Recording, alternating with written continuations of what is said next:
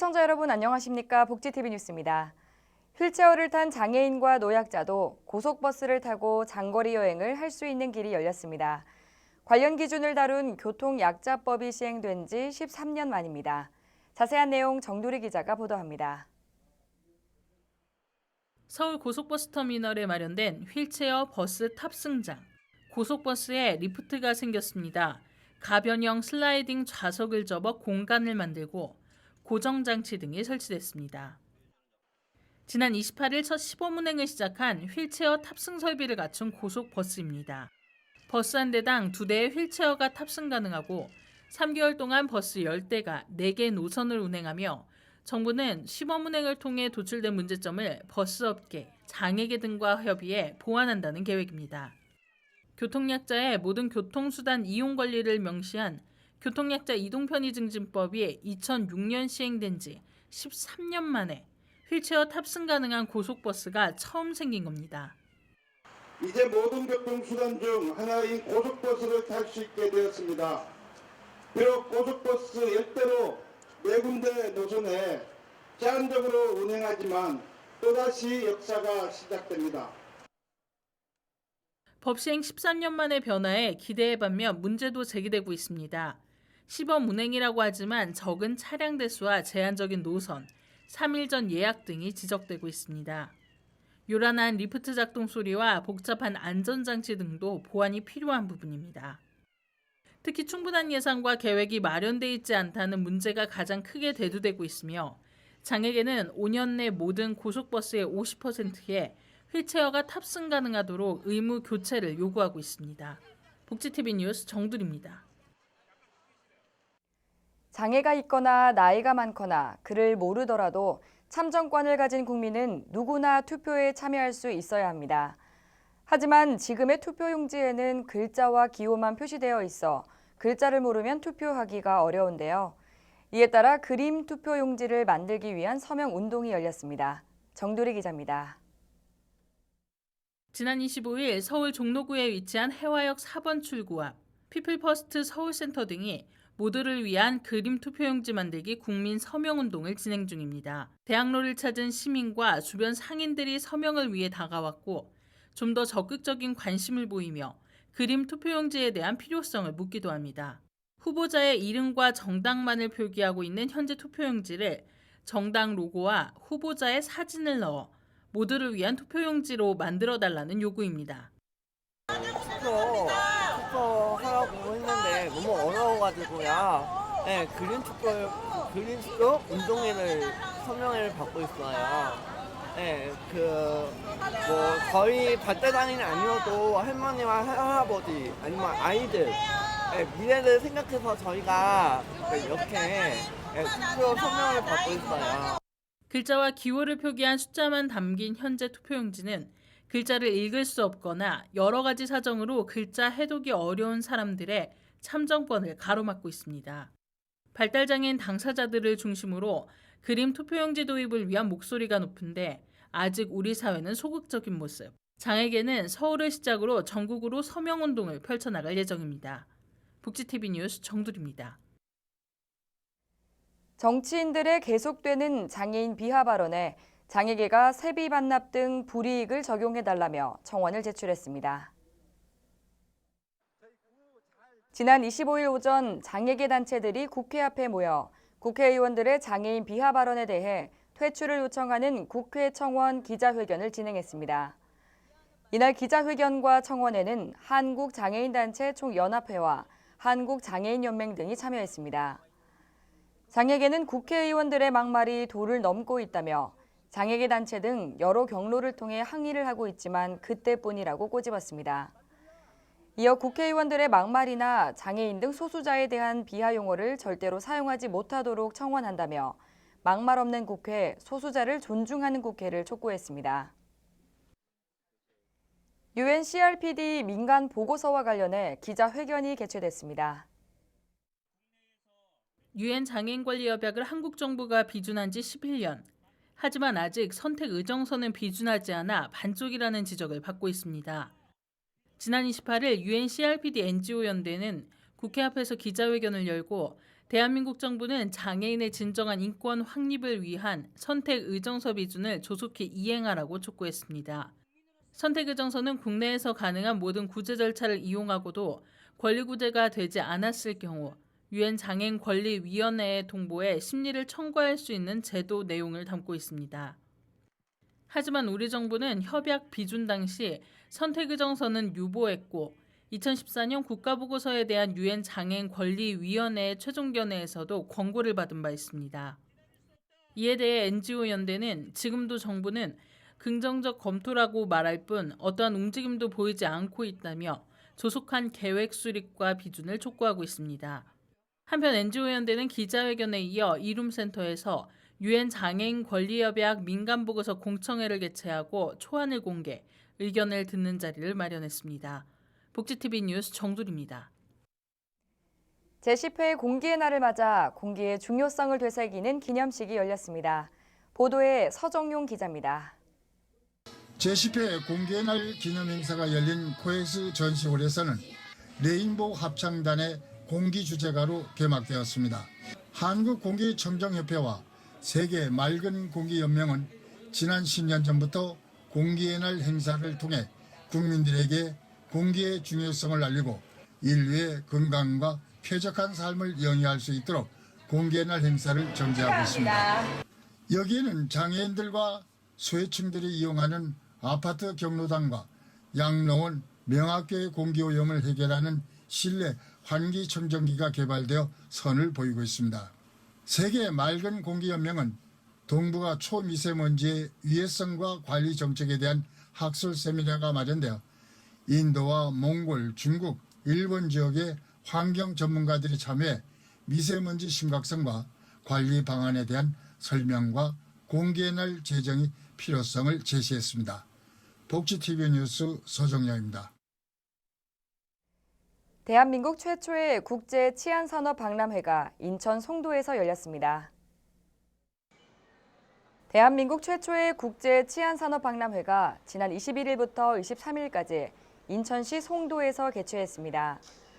인천광역시와 경찰청이 공동 주최하고 인천관광공사와 메세 이상이 주관하는 제1회 국제치안산업박람회에는 140개 기업과 433개 부스가 참여했습니다. 우리나라 치안산업의 현재와 미래를 담은 이번 전시회는 4차 산업혁명 시대에 맞춰 스마트 치안과 치안 한류를 주제로 실제 경찰에서 사용하는 제품과 첨단 기술들을 한자리에서 선보였습니다. 이번 박람회 전시관은 경찰 기동장비 드론관과 경찰 정보통신기술관, 범죄예방 장비 시스템관 등으로 구성됐습니다. 또한 인천 코트라의 지원하에 중국과 태국, 베트남 등 7개국의 해외 바이어를 초청해 참가 기업들과 매칭을 통해 해외 시장 판로 개척의 기회를 제공했습니다. 야외 활동하기 좋은 가을을 맞아 대전과 충청 지역에서 여러 생활체육 행사가 열렸습니다. 자세한 소식 윤성은 기자가 전합니다. 완연한 가을, 대전 충청 지역에서는 가을을 만끽하며 각종 생활체육대회가 열렸습니다. 지난 19일은 2019 충청 마라톤 대회가 전국에서 온 마라토너와 그 가족 등 1만여 명이 참가한 가운데 열렸습니다. 세종시 세종호수공원에서 개최된 이번 대회는 충청의 젖줄인 금강변을 따라 유려한 자연경치와 신도시가 조화를 이룬 코스길을 마련해 참가자들의 호평을 받았습니다. 한편 26일에는 대전시 서구청장배 생활체조경연대회가 도솔 다목적 체육관에서 열렸습니다. 서구 관할 18개 생활체조 클럽에서 활동하는 500여 명의 회원들은 그동안 갈고 닦은 체조 실력들을 뽐내며 각축전을 벌였습니다. 우리 남녀노소 누구나 좁은 공간에서도 얼마든지 즐길 수 있는 그런 체력과 건강과 체력 증진을 효과적으로 누릴 수 있는 그런 종목입니다. 생활체조 페스티벌에 참여한 남녀노소 생활체조인들은 점수를 매기는 순위보다는 참가의 의미를 두고 축제를 즐기는 한때를 보냈습니다. 다양한 체육 대회 개최를 통해서 보다 많은 주민들이 이 체육 행사에 참여할 수 있도록 참여를 적극적으로 유도해 나갈 계획입니다. 건강한 삶과 여가를 위한 생활 스포츠는 새로운 종목이 소개되는 등 점점 활동이 활발해지고 있습니다. 복지TV 뉴스 윤성은입니다. 전남 여수에서 여수와 부산 지역의 장애인과 비장애인이 모두 함께하는 축제가 펼쳐졌습니다. 현장에 이영춘 기자가 다녀왔습니다. 지난 22일 여수 디오션호텔 그랜드볼륨에서는 여수와 부산 지역 장애인과 비장애인이 함께하는 어울림 한마당 대축제가 열렸습니다. 여수와 부산 지역 발달 장애인과 가족 자원봉사자 등 500여 명이 함께한 축제의 자리에는 발달 장애인들의 풍물패 공연과 충무공 이순신, 시극 뮤지컬, 난타 등 다채로운 공연으로 모두가 함께 어울리는 문화 친선 교류의 장이 됐습니다. 이 행사가 이번 1회차로 끝나는 게 아닌 전국으로 부산과 함께 영호남이 함께하는 장애인 비장애인 어울림 행사로 지속 가능한 행사로 저희들은 교류를 할 것이며 앞으로 장애인들이 이 지역사회에 함께 살아가는데 모든 일원이 함께 되는 기회에 동참하고자 합니다. 특히 이 자리에는 여수시 장애인 가족지원센터 김유아 위원장에게 감사패를 전달하는 등으로 친목을 다졌으며 1박 2일 일정으로 여수에 온 부산 지역 장애인 가족 350여 명은 여수 충민사와 진남관 대첩비 등 충무공, 이순신, 전라자수영 유적지를 돌아보고 장군의 나라사랑 정신을 배웠습니다. 전국장애인 부모연대 여수시 지회와 부산국제장애인협의회는 앞으로 발달 장애인과 그 가족을 위한 문화 교류와 친선을 위한 한마당 대축제를 계속 이어나가기로 했습니다. 복지TV 뉴스 이영춘입니다. 세계 52개국의 경제인들이 모이는 한민족 최대 비즈니스 교류회장 제18차 세계 한상대회가 열렸습니다. 한상과 함께 새로운 100년이라는 주제로 열렸는데요. 이영춘 기자가 보도합니다. 세계 52개국 4,400여 명의 국내외 경제인들이 참여한 한민족 최대 비즈니스 교류회장 제18차 세계 한상대회가 지난 22일 여수 세계 박람회장에서 성황리에 개최됐습니다. 지난 24일까지 사흘간의 공식 일정으로 열린 이번 대회는 한상과 함께 새로운 100년이라는 주제로 미래 경제 강국 100년을 위한 한상의 역할과 비전을 선보일 수 있는 세미나 등 다채로운 프로그램으로 3만여 관람객들의 호평을 받았습니다. 지난 첫날 개회식에는 강경화 외교부 장관, 한우성 재외동포재단 이사장, 보상구 대회장, 김영록 전남도지사, 권오봉 여수시장, 박항서 베트남 축구 국가대표팀 감독과 전 세계 한상 국제 경제인 등이 참석했습니다. 개회식은 국방부 의장대 공연을 시작으로 한상기 입장과 대회 주제 영상 세레머니, 국립도립국악단 축하 공연 등으로 진행돼 소통과 교류로 한상대회의 내실을 기했습니다. 여수 세계 한상대회는 여수를 세계에 알리는 홍보의 장이자 지역 기업과 청년에게 희망을 주는 기회의 장이 됐습니다. 복지TV 뉴스 이영춘입니다. 지역의 문화 소식 전해드립니다. 한국의 근현대 미술 걸작들을 만날 수 있는 장이 여수에 열렸습니다. 김환기와 백남준, 박수근 등 유명 작가들의 작품들을 만나볼 수 있다고 하는데요. 이나현 기자가 전합니다.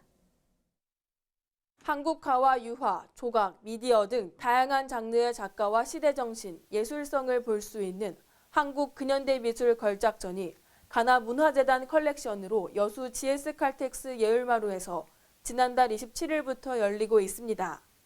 오는 12월 22일까지 열리는 이번 전시에서는 대한제국의 황혼과 식민의 아픔 등 격동의 시기를 겪으며 독자적인 자기 세계를 구축하고 예술혼을 피운 작가들의 작품이 주축을 이루고 있습니다. 한국 현대미술의 고전이 된 김한기와 한국적 미감을 생생하게 표현한 박수근, 민중미술의 전설 오윤, 미디어 아트의 아버지 백남준 등 미술사적 맥락으로도 중요한 위치와 의의를 가진 작가들의 작품이 관람객들의 시선을 끌고 있습니다. 네, 이번 전시는 20세기 이후 일제강점기를 거쳐 현대에 이르기까지 교과서 속에 나올 만큼 가장 유명한 화가로 알려져 있는 여성 최초의 화가 나혜석 작가를 비롯하여 작품들로 구성되어 있습니다. 백남준 화가의 비디오 아트 작품부터 그리고 조각의 대가인 권진규 화백의 작품까지 전시가 되고 있습니다. 3전시실은 전통적인 수묵 채색화를 비롯하여 근현대의 한국화를 보실 수 있습니다. 전시에 소개된 작가들은 어려운 시기와 여건 속에서도 이를 수용하고 확장시켜 오늘날 한국 현대미술을 세계적 수준으로 만드는 데 크게 기여했습니다. 올해 마지막으로 여울마루에서 기획 전시로 준비된 한국 근현대미술 걸작전이 도슨트의 자세한 설명으로 작가와 작품을 이해하고 지역사회 문화 발전에 기여하고 있습니다. 복지TV 뉴스 이나현입니다. 정부는 오는 2022년부터 단계적으로 의무고용 연령을 상향하는 방안을 검토하고 있다고 합니다. 만 60세에서 만 65세로의 정년 연장에 대한 여론조사 결과 국민의 과반수가 찬성하는 것으로 나타났습니다. 법적 정년은 현행 만 60세로 그대로 두지만 기업이 의무적으로 고용해야 하는 근로자 연령은 올라가는 것입니다. 정부의 발표에 의하면 기업이 만 60세인 법적 정년이 지난 근로자를 재고용, 정년 연장, 정년 폐지라는 세 가지 방법으로 골라 일정 연령까지 고용을 연장하는 방안이 검토되고 있는 것입니다. 이것은 장기적으로 만 65세까지 의무고용 연령을 높이는 것입니다. 현행법은 만 60세의 법적 정년을 보장하고 있습니다. 법을 고쳐 정년을 연장하면 정규직 채용이 위축되는 부작용이 나타날 수 있다고 하지만 기업 정년을 연장하는 것은 문제가 없기 때문에 계속 고용과 같은 방식으로 60세 이상 근로 문화를 서서히 확산시킨다는 것입니다. 내년부터 고령자 고용 지원금 예산이 올해보다 2.5배 늘어난다고 합니다. 신설되는 계속 고용 장려금의 295억 원, 기존의 60세 이상 고령자 고용 지원금 193억 원이 편성된다고 하는데요. 이것은 정년 이후에도 고령자 근로자를 계속 고용하는 기업에게 분기당 90만 원 또는 30만 원을 지원한다는 내용입니다. 정부의 이런 계획은 고무적이긴 하나 혹여 국민연금 고갈에 대비한 국가의 책무를 기업에 떠넘기는 것이 아니기를 경계하며 고령자 취업에 성의 있는 대책을 실현시키기를 권고합니다.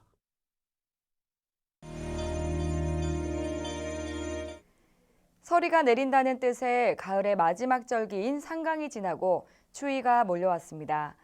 가을 하늘은 쾌청하지만 변화무쌍한 날씨 탓에 옷차림 걱정인 분들 많으실 텐데요. 목도리나 가디건 등으로 체온 유지에 신경 써주셔야겠습니다. 아침 저녁 큰 일교차에 건강 유의하시기 바랍니다. 이상 복지TV 뉴스를 마칩니다. 시청해주신 여러분 고맙습니다. 우리 주변에서 일어나는 불공정한 사례부터 억울한 사연, 따뜻한 미담까지 장애인 신문과 웰페어 뉴스 홈페이지를 통해 보다 다양한 소식을 접할 수 있습니다. 시청자 여러분의 제보를 기다립니다. 웰페어 뉴스 홈페이지 또는 전자우편, 전화번호 02-2655-9519로 많은 제보 바랍니다.